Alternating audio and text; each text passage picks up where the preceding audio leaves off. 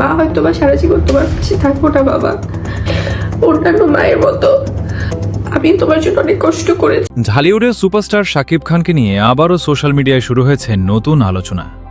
সম্প্রতি বিভিন্ন Facebook page, group এবং বিনোদন ভিত্তিক কিছু পোস্টে দাবি করা হচ্ছে যে চিত্রনায়িকা অপু বিশ্বাস নাকি আবারও বধূ বেশে সেজেছেন শাকিব খানের জন্য।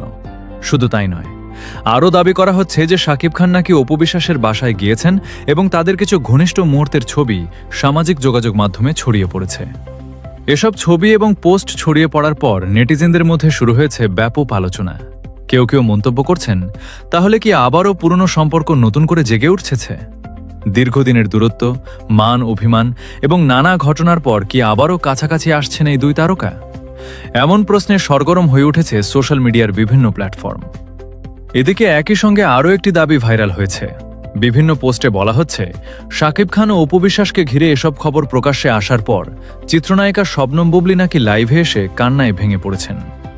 ভাইরাল হওয়া সেই দাবিতে বলা হচ্ছে, বুবলি নাকি আবেগঘন কণ্ঠে অভিযোগ করেছেন যে শাকিব খান তার সঙ্গে বেইমানি করেছেন এবং অপু বিশ্বাসের কারণেই তার সংসারে নতুন করে অশান্তি তৈরি হয়েছে।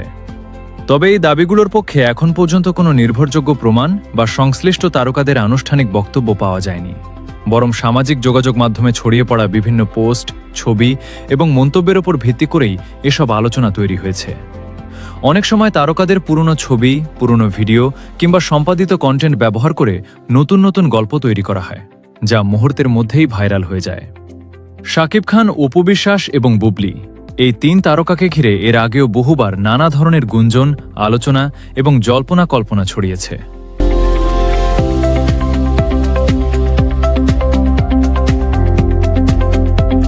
সো দর্শক, আজকের এই ভিডিওটি এই পর্যন্ত। যদি ভিডিওটি ভালো লেগে থাকে তাহলে ভিডিওতে একটি লাইক, একটি কমেন্ট আর অবশ্যই চ্যানেলটি সাবস্ক্রাইব করতে ভুলবেন না।